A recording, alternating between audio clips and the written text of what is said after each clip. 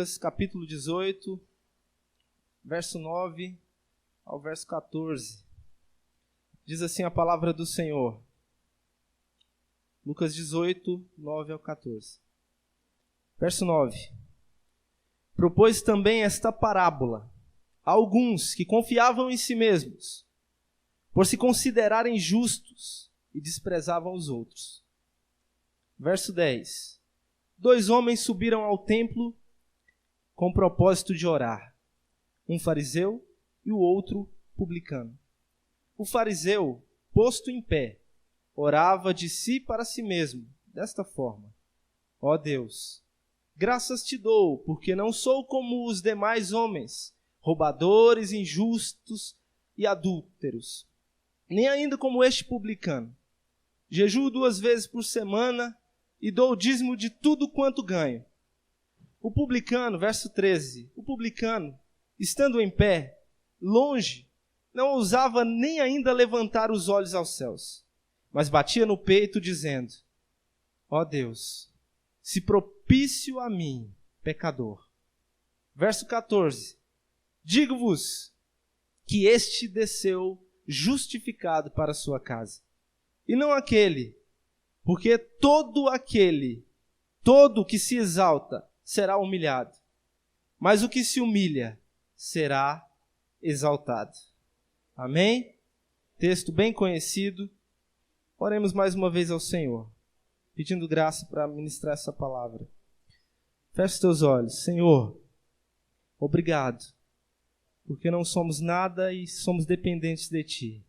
Obrigado pelo que o Senhor tem feito em nosso meio, pelo que o Senhor tem feito nas nossas vidas. Obrigado, Senhor, porque a cada dia o Senhor tem trabalhado em nosso viver, de maneira que nós possamos parecer cada vez mais com aquilo que é o Teu propósito, a imagem do Teu Filho amado, Jesus Cristo. Sim, Senhor, fala conosco, fala aos nossos corações. Nós nada somos. Que o Senhor possa fluir através dessa mensagem, trazendo convicção e certeza aos corações, convencimento daquilo que é a Tua palavra, daquilo que é verdadeiro. Sim, o Teu Espírito, nós pedimos que Ele haja nos corações. No nome de Jesus pedimos essa graça. Amém. Glórias a Deus. Santo é o nome do Senhor. Vamos para a parábola, irmãos. A parábola aqui dita é a parábola do fariseu e a parábola do publicano. Jesus ele falava muitas vezes em parábola. Parábola era uma ilustração de uma ideia que o Senhor Jesus queria trazer para aquele povo naquele tempo. E por muitas vezes ele usava esse tipo de linguagem, parábola, essa figura de linguagem, esse estilo. E aqui nos traz a parábola do fariseu e do publicano. Diz o verso 9 o seguinte: Jesus propôs essa parábola para alguns que confiavam em si mesmos, por se considerarem justos e desprezarem os outros. Então, qual o propósito da parábola? Jesus contou essa parábola por quê? O que estava acontecendo? Jesus contou essa parábola porque ele percebia que tinha muita gente se achando, se considerando demais, se colocando acima dos seus semelhantes. E aí Jesus coloca essa parábola para ensinar aquelas pessoas, para ensinar os seus discípulos, para ensinar todos que estavam ali a seu redor, que o padrão do reino de Deus é muito diferente do padrão aplicado no reino deste mundo. E aí ele continua. O verso 10 ele conta a história. Ele usa a figura de 2 homens. Um é um fariseu, a figura de um religioso da época, um fariseu. E a outra figura é um publicano, cobrador de impostos. Era considerado, desprezado muitas vezes pelo seu povo, porque era considerado traidor da pátria. Porque ele estava, sendo judeu, estava a serviço de Roma, um cobrador de impostos. E aí ele usa a figura desses 2 homens. No verso 10 ele fala o seguinte: 2 homens subiram ao templo com o propósito de orar. Até aqui tudo bem. 2 homens sobem ao templo com o propósito de orar, como de costume. Naquela época era de costume as pessoas se locomoverem até o templo e irem com o propósito, orar ao Senhor, orar ao Deus de Israel. Até aqui tudo bem, nada de errado então. 2 homens subiram para orar, um fariseu e o outro publicano. Eu quero enfatizar aqui, porque muitas vezes, e na Bíblia, o Senhor Jesus bate muito nesse ego dos fariseus. Mas eu quero que você entenda que quando Jesus está criticando ali aqueles fariseus, ele não está criticando todos os fariseus. Porque, afinal de contas, quem eram os fariseus? Era um pessoal, pense num pessoal de religião, um pessoal que cumpria aquilo que era a lei de Moisés. Então, se fôssemos colocar nos dias de hoje, para que possamos entender melhor, o fariseu era os que mais se aproximavam do que estava correto segundo a lei de Moisés. Eles guardavam a lei de Moisés e, guardavam com muito, mas muito empenho. E aí, muitas vezes, você vai ver o Senhor Jesus batendo de frente com os fariseus, mas eu quero que você entenda que não são todos, mas a grande maioria estava corrompida. O Senhor Jesus veio para ensinar para esse povo, para ensinar para eles que aquele estilo religioso estava errado, estava equivocado, e que eles precisavam de reforma, eles precisavam de mudança, eles precisavam começar de novo. Mas nós vemos muitos dos fariseus também que se convertem ao Senhor Jesus. É um exemplo do Nicodemos. É interessante porque, se você for acompanhar o relato do Nicodemos, para a gente entender melhor, o Nicodemos, quando ele chega a Jesus, ele argumenta da seguinte forma, ele fala: Senhor, sabemos que tu és mestre, sabemos, ele coloca no plural, porque não só ele sabia, sabemos que tu és mestre vindo de Deus, porque ninguém pode fazer as obras que tu fazes se Deus não estiver com ele. Então, não só ele sabia que Jesus era mestre vindo de Deus, mas um grupo que também acreditava. Não todos, não era a maioria, mas haviam muitos. Haviam alguns. E aí, continuando, o verso 11 diz o seguinte: o fariseu começa a orar. Posto em pé, orava de si para si mesmo, desta forma: ó Deus, graças te dou, porque eu não sou como os demais homens. Ó Deus, graças te dou, porque eu não sou como os demais homens. Então aqui ele já se coloca acima de todos os outros. Eu não sou como os demais. Preste atenção nessa oração. Não sou como os demais homens.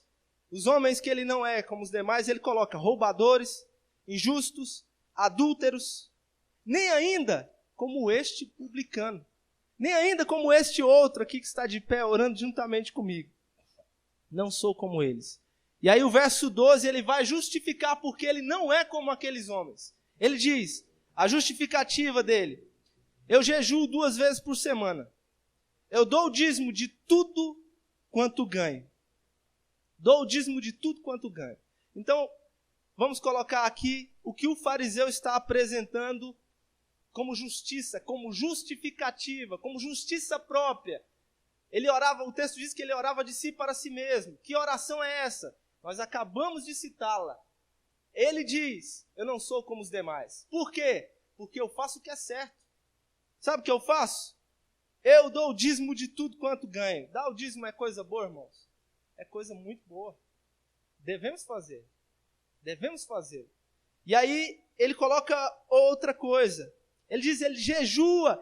Eu jejuo 2 vezes por semana. Ou seja, ele está cumprindo certinho, ele está se consagrando. Jejuar é coisa ruim? Não é coisa ruim, jejuar é coisa boa. Inclusive, temos que ter esse hábito de jejuar. Com o propósito de quê? De nos humilharmos na presença de Deus. Não aqueles propósitos de conseguirmos algo, mas de nos humilharmos. Precisamos disso. Né? Precisamos de jejum. Isso é bom. O Senhor Jesus se retirava para jejuns. E nós devemos fazê-lo também. E aqui ele está apresentando dessa forma, irmãos. Essa é a oração do fariseu. E eu quero ressaltar uma coisa aqui para você, porque você está olhando para essa oração e você está falando: graças a Deus que eu nunca orei como esse homem. Graças a Deus que eu nunca fiz esse tipo de oração. Eu não sou tão presunçoso assim. Mas eu quero que você entenda, irmãos, que você pode não ter usado as mesmas palavras que ele usou aqui, mas a sedução pela justiça própria é muito grande nos dias de hoje, é muito grande no coração humano. Sempre foi, era naquele tempo e é nesses dias. O que eu estou falando aqui para vocês? Eu estou falando que você pode até não usar o mesmo vocabulário que esse fariseu. Eu e você podemos até não usar esse vocabulário, mas por quantas vezes em nossas mentes nós nos colocamos acima do nosso próximo? Porque o primeiro ponto é esse: se colocar acima do seu semelhante. Ou seja, considerar que você é melhor.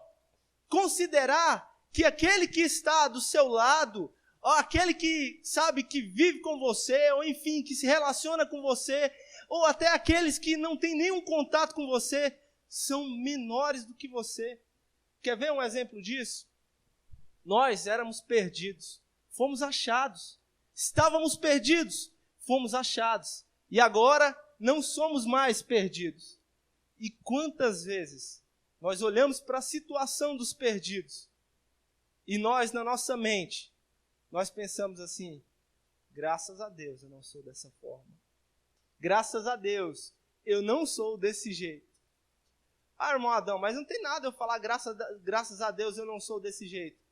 Tem sim, se você estiver com o pensamento na seguinte forma: se você estiver pensando, eu sou bom, hoje eu tenho obras que são melhores do que as desse homem que está aí, do que as desse mendigo que está caído aí na rua, que está na sarjeta, ou daquele meu vizinho, ou da minha vizinha que dá trabalho, que bebe, que se embriaga.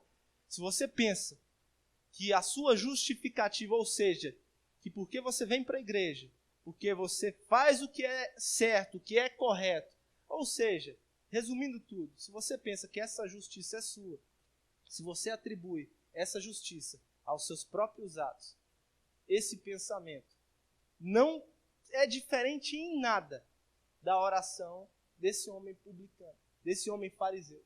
Não é diferente em nada. Interessante. Vamos ver aqui em Mateus o que o Senhor Jesus, Mateus capítulo 23, verso 1. É o Senhor Jesus criticando aqui os escribas e os fariseus. Está vendo como ele batia de frente muitas vezes contra essa questão da religiosidade? E aí, no 23 ele diz assim, acompanhe comigo. Então falou Jesus às multidões e aos seus discípulos: na cadeira de Moisés se assentaram os escribas e os fariseus. Verso 3, fazei e guardai, pois tudo que eles vos disserem. Façam tudo, guardem tudo, porém não os imiteis nas suas obras. Porque dizem e não fazem. Atam fardos pesados e difíceis de carregar, e os põem sobre os ombros dos homens. Entretanto, eles mesmos nem com o dedo querem movê-lo. Praticam, porém, todas as suas obras com o fim de serem vistos dos homens, pois alargam os seus filactérios e alongam as suas franjas. Amam o primeiro lugar nos banquetes e as primeiras cadeiras na sinagoga, as saudações nas praças e os serem chamados de mestres pelos homens. Vós, porém, não sereis chamados mestres, porque um só é o vosso mestre, e vós todos sois irmãos. A ninguém sobre a terra chamai vosso pai, porque só um é o vosso pai, aquele que estás nos céus. Verso 10. Nem sereis chamados guias, porque só um é o vosso guia, o Cristo. Verso 11. O maior dentre vós será o vosso servo. Quem a si mesmo se exaltar, será humilhado. E quem a si mesmo se humilhar, será exaltado. Então aqui o Senhor Jesus, ele está explicando, ele está censurando os fariseus. Ele está dizendo assim, olha, está vendo eles? Se assentaram na cadeira que sentou Moisés. Eles falam, escutem tudo que eles estão dizendo para vocês. mas não hajam de maneira nenhuma como eles. Não hajam de maneira nenhuma como eles. Por que não hajam como eles? Porque eles atam fardos difíceis de carregar e colocam sobre os ombros dos homens, e eles mesmos não querem mover nem sequer com o dedo. Eles não querem. E aí Jesus vai falar, olha, no reino de Deus o sistema é o seguinte, o sistema é, vocês só têm um mestre, vocês só têm um mestre, é o Cristo, é o Senhor. Vocês só têm um guia, é o Cristo, vocês só têm Ele. Ele, Deus é o vosso Pai, vocês têm um Pai que está nos céus. E aí no final ele vai falar, mas o maior dentre vós será o vosso servo. Porque quem a si mesmo se exaltar será humilhado, e quem a si mesmo se humilhar será exaltado. E aí nós voltamos lá para o publicano, para o fariseu. O que foi dito pelo fariseu? O que ele está fazendo aqui? Ele está se humilhando ou ele está se exaltando diante de Deus com essa oração? Ele está se exaltando diante de Deus. Ele está dizendo o seguinte, olha, Senhor, o Senhor me deve. Por quê? Porque eu sou um bom religioso. Senhor, o Senhor deve a mim. O Senhor deve a mim. O Senhor tem que me abençoar. Com outras palavras, parafraseando, o Senhor tem que me abençoar. Não é muito diferente das orações que nós vemos hoje. E nós precisamos tomar muito cuidado com isso. Muito cuidado. Por quê? Porque essa oração presunçosa não é permitida no reino de Deus. Por que não é permitida no reino de Deus? Porque o nosso Senhor foi servo de todos. Porque o nosso Senhor não somente está dizendo para você que o maior vai ser servo de todos. Ele está falando o que ele fez. Ele foi servo de todos. Ele serviu aos discípulos, serviu à multidão, serviu aos inimigos, serviu a mim e a você. Ele serviu. Ele foi servo de todos. E essa oração presunçosa, essa manifestação presunçosa de religiosidade, de autojustiça, não é permitida no reino de Deus. Entenda isso. Quantas vezes nós batemos nessa tecla aqui? Quantas vezes? Porque isso é muito importante, irmão. Muito importante. Porque você não tem justiça em você mesmo. Você foi justificado. Você precisou da justiça de outro, porque a sua não serviu. Afinal de contas, a minha e a sua eram trapos de imundícia. Não era nada. Não temos justiça em nós mesmos. Como devemos agir então, irmão Adão? Verso 13. Diz assim, ao publicano, o desprezado. Inclusive, Jesus chamou um publicano. Vocês se lembram disso? Jesus chama um publicano. Quem era esse? Mateus, coletor de impostos. Estava lá coletando impostos. E o Senhor se aproxima dele e ele imediatamente abandona ali todo aquele sistema e segue ao Senhor. Um historiador, que eu gosto muito de ler, ele diz o seguinte, aquilo para Mateus era tudo ou nada. Ele estava arriscando tudo, irmãos. Entenda por quê. Porque ele não tinha o apoio do povo. Ele era inimigo da sua própria gente.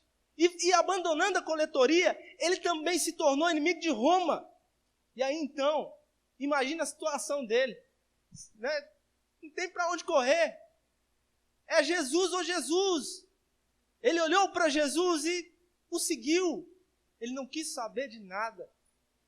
Sabe, ele não ponderou o que ele estava deixando para trás. É assim que devemos agir. Falei isso na pregação passada. E aí, aqui esse publicano, entenda, isso aqui é uma parábola. Então, é um fato que provavelmente não aconteceu. Jesus está usando essa figura, essa parábola, para enfatizar o que ele queria dizer, para explicar o que ele queria dizer, para ir lá e falar para aqueles religiosos, falar para aquelas pessoas que confiavam em si mesmo. E aí diz o publicano, a oração do publicano é a seguinte, verso 13. O publicano, estando em pé, longe Ele estava longe. Ele estava longe, ele não se considerava nada. Ele não se considerava, irmãos. Ele achava que ele não era digno e, de fato, temos que pensar assim porque não somos. Ele estava longe. Ele estava distante. E aí, diz o seguinte, ele não ousava nem levantar os olhos aos céus, mas batia no peito. Esse gesto, segundo a cultura daquele povo, fala muito. Bater no peito, muitas vezes rasgar as vestes, demonstra, sabe o quê? Humilhação. Ele está se humilhando, ele está se rasgando, ele está se derramando, e ele está pedindo a Deus. Ele batia no peito e dizia, você consegue imaginar essa cena? Você consegue imaginar esse homem, sabe, batendo no peito, chorando e dizendo ao Senhor, se propício a mim, ó Deus, se propício a mim, pecador, se propício a mim, Senhor. Será que nós estamos nos humilhando na presença de Deus dessa forma? Ou melhor, será que nós entendemos quem Deus é? Para todas as vezes que nos colocarmos diante da presença dEle, nos humilharmos, nos rasgarmos sem reserva, sem vergonha, sabe, sem medo, confiadamente agora, confiadamente, como diz Hebreus. Será que nós fazemos isso? Qual é a nossa oração nesses dias? É a do fariseu? A do religioso? É essa figura que eu quero usar? É a do homem da religião? Ou é a do homem que sabia que era um pecador e que precisava urgentemente de Deus? E aí diz Jesus, para falar acerca do resumo dessa história, desse relato, diz assim no verso 14, digo-vos que este desceu justificado para a sua casa, e não aquele, e não outro, porque todo o que se exalta será humilhado. Entenda isso. Você pode orar, eu determino. Você pode orar, Deus vai fazer, Deus tem que fazer. Você pode orar, mas você vai prestar contas diante do Senhor por essa presunção. Vai prestar contas diante do justo juiz. Você sabe por quê? Porque Deus ele é soberano, ele é glorioso e majestoso, ele é digno de adoração, de reverência e da nossa humilhação. Ele é digno de tudo isso. E aí diz assim, ele diz no finalzinho, mas todo aquele que se humilha, ele será exaltado. Todo aquele que se humilha, ele será exaltado. E aqui, eu quero frisar uma coisa que eu escutei esses dias, até de uma pessoa lá no meu trabalho. Ele dizia o seguinte, Deus vai me honrar, porque eu tenho sido fiel. E aí ele falava um bocado de coisa lá acerca da fidelidade dele. Era tipo uma justificativa e não tinha meio termo. Deus tinha que honrá-lo. Que ele já determinou, Deus vai me honrar. Eu até falei uma certa vez que estava ministrando o seguinte, irmãos, que como não somos Deus, como não temos nenhum atributo de Deus, nós somos pequenos como a areia da praia, nós somos como um grãozinho assim, não somos nada. Nós não dizemos Deus vai, nós dizemos Deus pode. Você não diz Deus vai. Deus pode não fazer, Deus tem poder para fazer, mas Ele pode não fazer. Por quê? Porque Ele tem uma vontade soberana. E aí então esse amigo falava várias coisas, eu só escutava ele falando. E na hora eu nem quis entrar nesse assunto, mas eu fiquei pensando, e pensei justamente isso aqui. Quantas pessoas acham dessa forma? Deus vai me honrar. Porque aqui está escrito, mas aquele que se humilha será exaltado. O que é a honra de Deus para um homem, irmãos? Para um homem. Como Deus pode honrar um homem? Você sabe a honra que Deus dá a um homem, pecador como eu e você?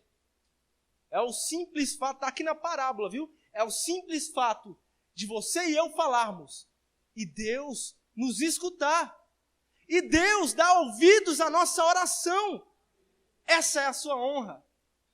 É isso que é honra. Você sabe por quê, irmãos? Saiba quem é o seu Senhor. Ele é Deus. Deus sobre todas as coisas, soberano sobre a criação. Ele é Deus. Ele é Deus. E aí então, irmãos, nos coloquemos diante do Senhor com muito temor. Nos coloquemos diante do Senhor, sabe, com convicção de quem nós somos. Abra em Romanos capítulo 3.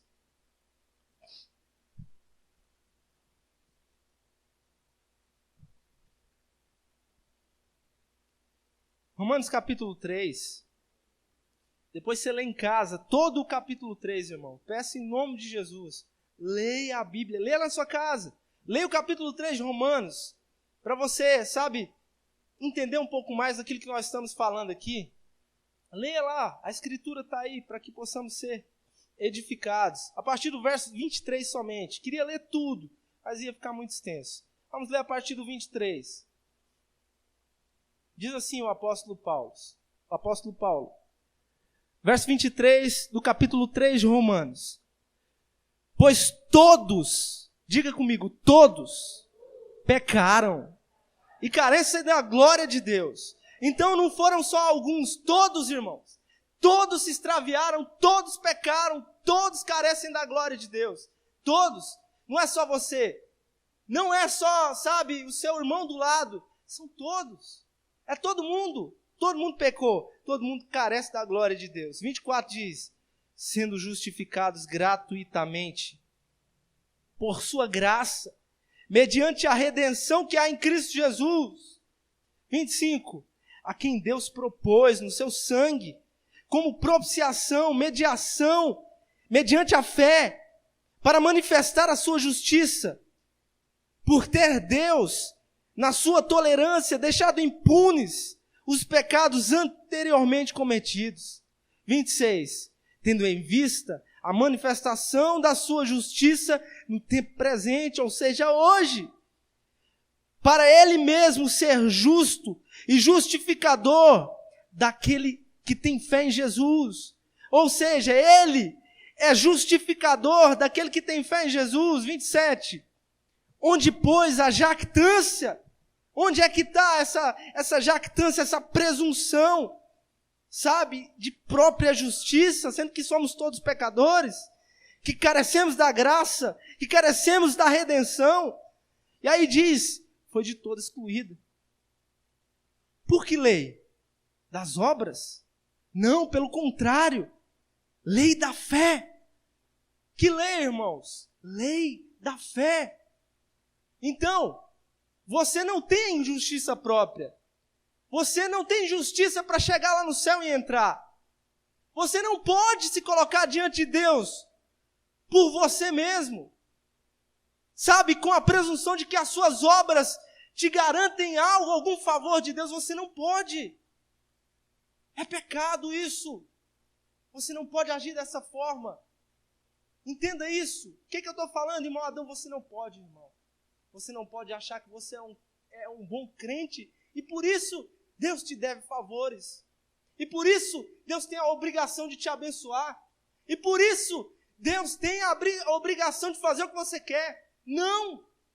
Essa não é a pregação do Evangelho. Isso não foi o que os apóstolos ensinaram. Não foi o que o Senhor Jesus ensinou. Está equivocado. E aí quebra aquele paradigma de que, sabe, a contaminação, sabe, nesse sentido de depravação, só está em um grupo, só está ali, só está no fulano, no ciclano, só está ali no congresso, só está ali no bar, no boteco, onde está todo mundo bebendo. Sem Cristo, está em todos os lugares. Sem Cristo, não há pureza. Sem Cristo, não há justiça. Sem Cristo, irmão, sem Cristo, você não é nada. Você não é ninguém. Você não pode entrar lá. Você não pode entrar lá. Ele é a propiciação por você. Ele é. E aí, continuando, diz assim o 28. Concluímos, pois, que o homem é justificado pela fé.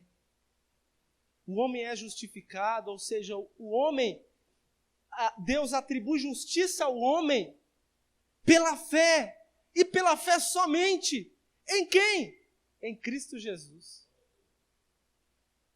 Então, lá você não cabia, mas Jesus fez você e eu cabermos lá.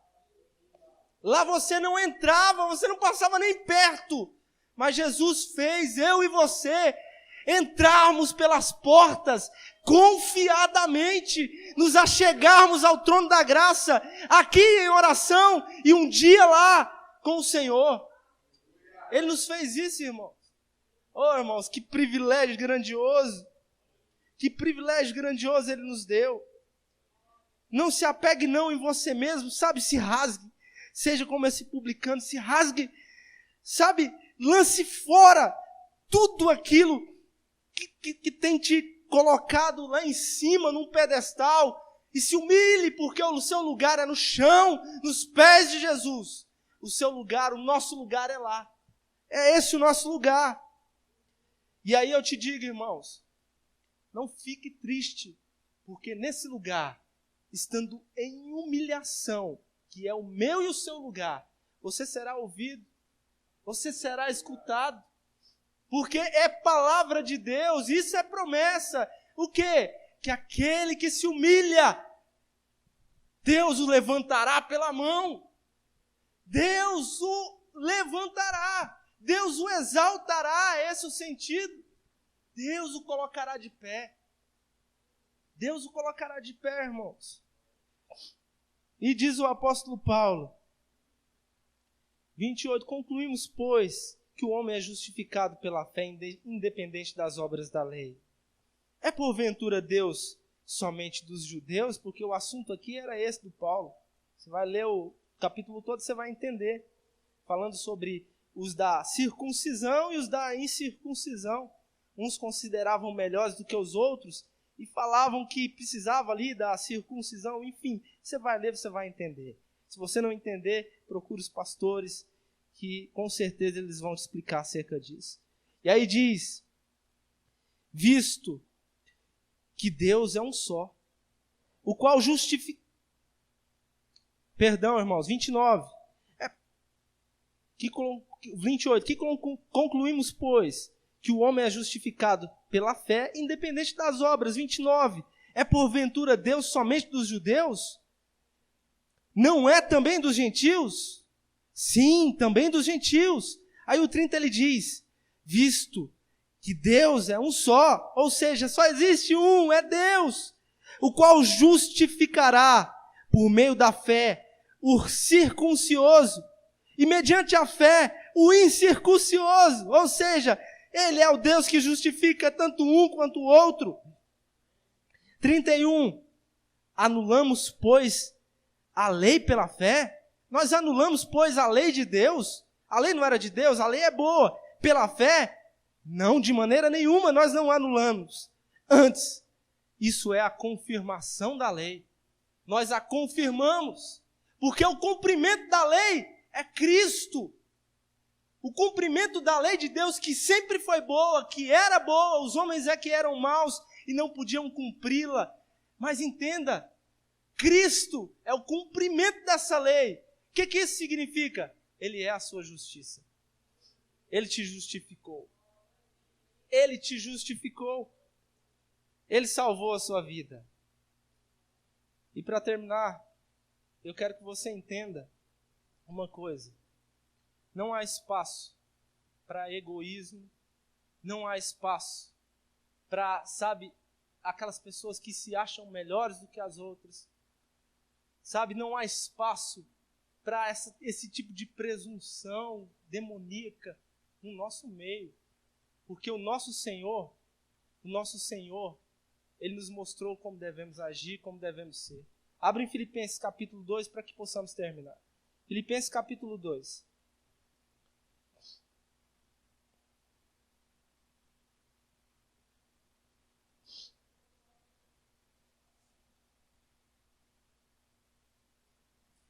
Aleluia.